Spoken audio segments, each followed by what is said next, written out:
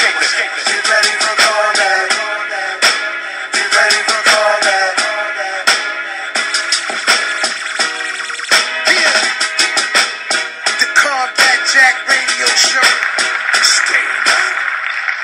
Hey, yo, internet, you're tuned in to the Combat Jack Show, the CombatJackShow.com. Y'all know what it is. Y'all know y'all been waiting for this shit for the past 24 hours. I see y'all salivating on Twitter and social media and Instagram and the whole nine. Listen, we got Dame Dash in the building. What's up, sir? What's Gucci? Yo, man, listen, I got to say this, man. Like, I've known you for a long time, and Dame, you're definitely a very polarizing individual. You know what I'm saying?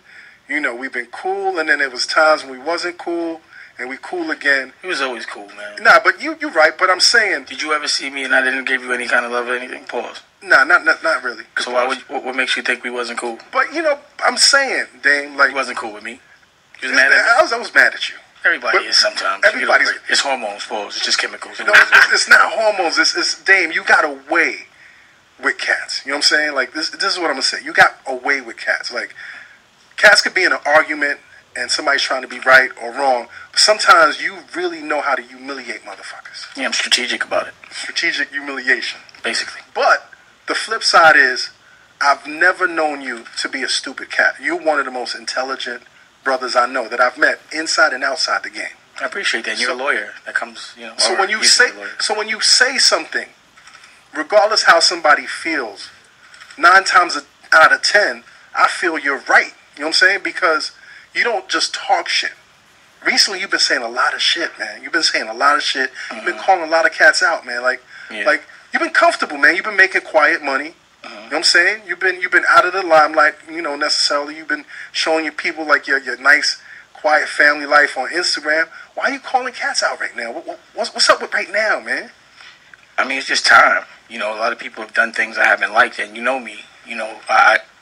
I haven't forgot about it, and I'm not the kind of person that I'm going to complain, and I'm not the kind of person that's going to like leave my culture behind. Like, they don't stop none of my money. I don't really make money off music, even though I make music. That's not how I make my money. I do it for love and when I'm inspired. So I think I've been watching these people bully my culture and make money from it, and I've personally witnessed them do things that could make people that would humiliate the culture, and people would die and people would be hurt, and they would make money from it. I personally witnessed these things, so I have issues, and I'm not going to leave people behind. I want them to be aware of what's going on, and also I feel like these CEOs have made so much money off rap beef for so long. You know what I mean? It's not like when two rappers have a problem with each other, they sit them down and squash it. They actually put a battery in their back, sort of like a battery might have been in Flex's back, and have them beef with each other, and then they make money off the winner. As opposed to what I do when I see two people having a problem, I sit them in a room and I talk it through, and I try to let them see each other's perspective and let them be aware that, when the cameras are on you, you're influential. You have to be conscious of the fact that what you do influences a lot of people. So you could be embarrassing a culture or you could be empowering a culture. I prefer us to be empowering. You know what I'm saying? So my issues at this very moment are there's some people that I feel need to stand accountable, and also I had to get my independent game correct. Like, yes, I was very heavily invested in other people putting up money in co-ventures, but I didn't have control because they were putting up money. Right. So when I decided not to do that, and again, it's been a very strategic game. I witnessed it. But when I decided not to do that, when I decided not to be corporate anymore, use other people's money, I knew I knew what problems were going to come with it. Right. Like, I'm from Harlem. I'm never going to hold a dollar ever, regardless. I'm going to always put it into the street. But I also noticed that these corporate people were starting to try to bomb on me, and they try to make it look like I had a beef with a rapper to keep the beef off of them. But I couldn't really answer right then and there because guys like Leor Cohen were using people like Warner Brothers' money to fund his personal issues. So I can't fight a man when he's using somebody else's money, right. Especially when I'm funding other businesses. So I was like, I'm going to let him get that off, and let's see what they do for the next 5 years. And, they did it. He got fired, and now he kind of doesn't have other people's money to use to do all of those little corporate tricks that he used to do. And I think he's vulnerable. And I think we should make money off CEO beef as opposed to them making money off rap beef. I just don't see why we can't. And let's have hip hop evolve and not have us fighting each other. Let's deal with social issues, conscious issues. Let's empower people and make do right by the culture to everyone else. Like lead by example. Like why we have to be fighting each other. Let's have an intellectual conversation about the issues that are social, that are affecting people. That I just notice a lot of people talk a lot behind people's back, but they don't say anything in front of them. So with him being weak and him not having the money to warn his money to use anymore, and him having to use, I know he's too cheap to use his own, and I know he's trying to get back in business.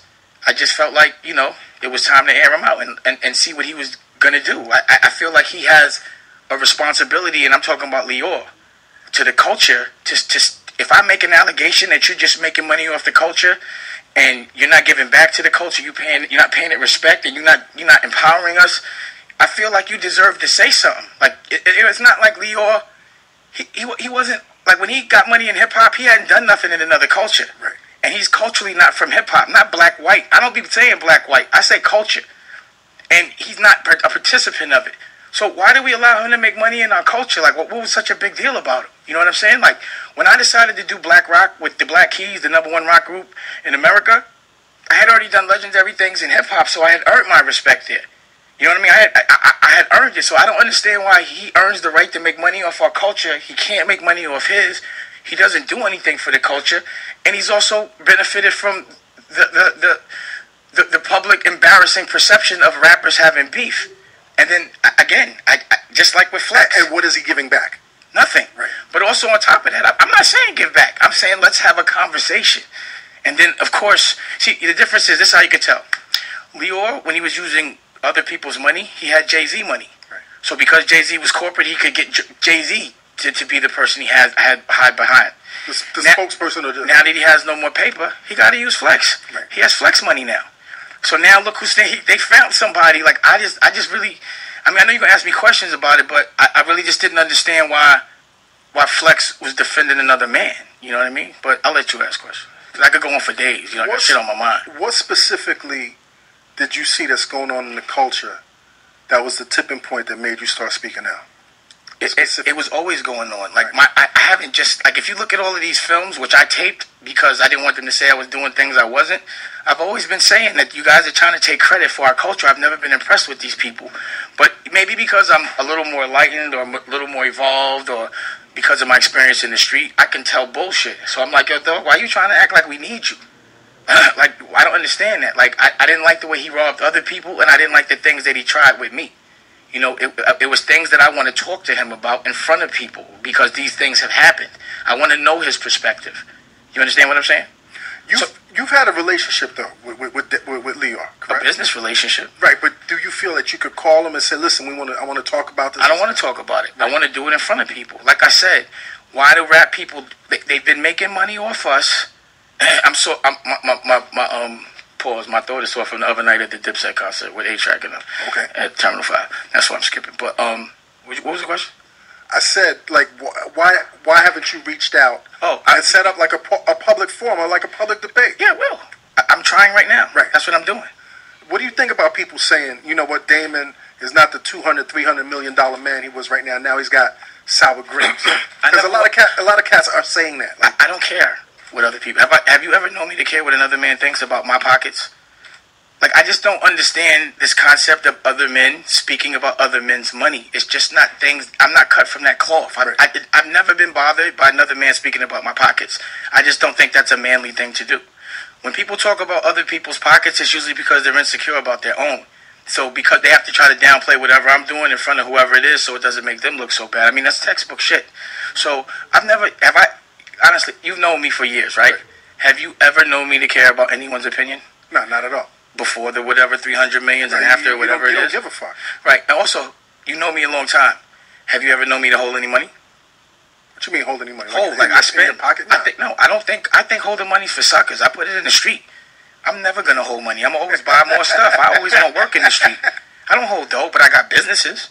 And I don't understand why people continuously are talking about my pockets. Talk about your own pockets. Like that's just pause. It's just wow. It's just I can't even acknowledge that. Like 100 million of those questions about my pockets will never concern me. It's just too stupid. Like, you can't talk to me about me. Like, I'm not doing it for you. You know, recently, like this past week, I've been disgusted with what's going on in the culture. And specifically, the thing that really pissed me off, Chuck D had an issue with Summer Jam and Hot 97 and promoting, like, just random violence on stage. And this is representing hip-hop. So Chuck D basically reached out and was like, yo, this shit is an embarrassment. And they basically dissed Chuck D. Who's they? Ebro. Ebro was like, you know what? Well, you want some publicity? You know what I'm saying? You're trying to sell sneakers like Buckshot? And I thought that was so disrespectful because if you know this culture... What you have to understand is, again, what I do is I look at other people's perspectives, right? So you got guys like Ebro, and I'm not calling him out. Yeah, I'm not calling... But I didn't like that shit. Hear me out. And you got guys like Flex who have jobs. They're paid. They don't have any equity in anything that they're working for. And a guy like Flex has had the same exact job for 25 years straight. He's 46 years old.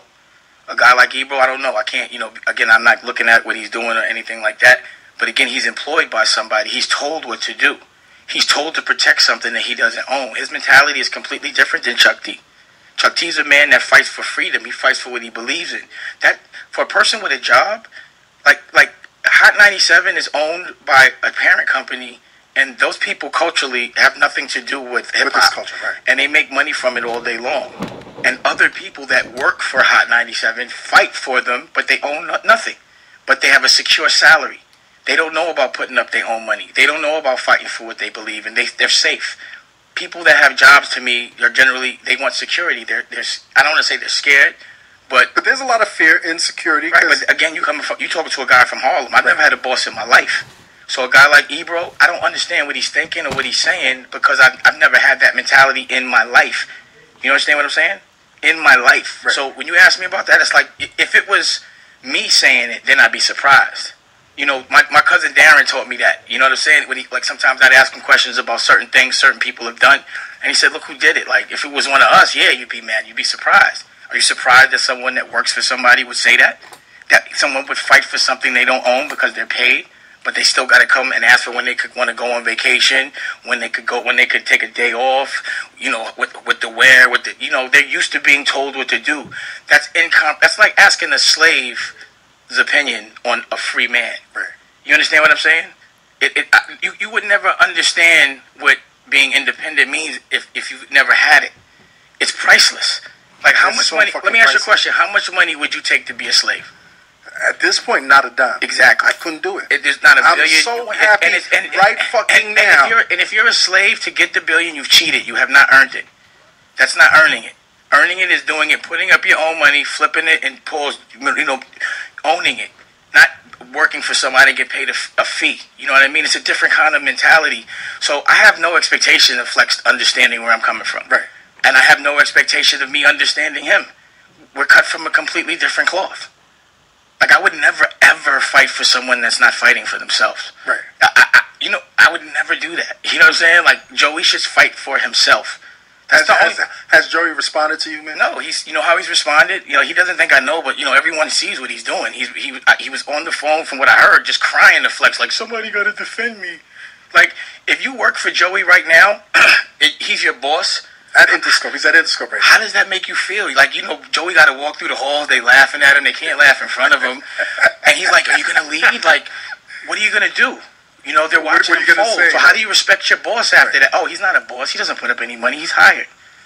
So I feel sorry for him, but I think he should speak up. And I'm not trying to beat him up. I just want to talk. Why can't we have a public forum where we make money off intellectual stuff as opposed to making money off two black men fighting each other and saying bad things about each other? That's ridiculous, and that's why they continue to try to make hip-hop look crazy. We are intellectual, but they try to make us look crazy. You understand what I'm saying? Right, of course. So that's just my perspective. I'm not mad at anybody, but yeah, it just was like, it's time. See, I'm not understanding why cats are so afraid. You want to know what really? I'm gonna tell you. Talk right now. Why are cats are so afraid to talk? I'm gonna tell you why. The truth right now, Damon. I'm gonna tell you why. Or the truth as they see it. I'm gonna tell you. First of all, people are scared of the unknown, right?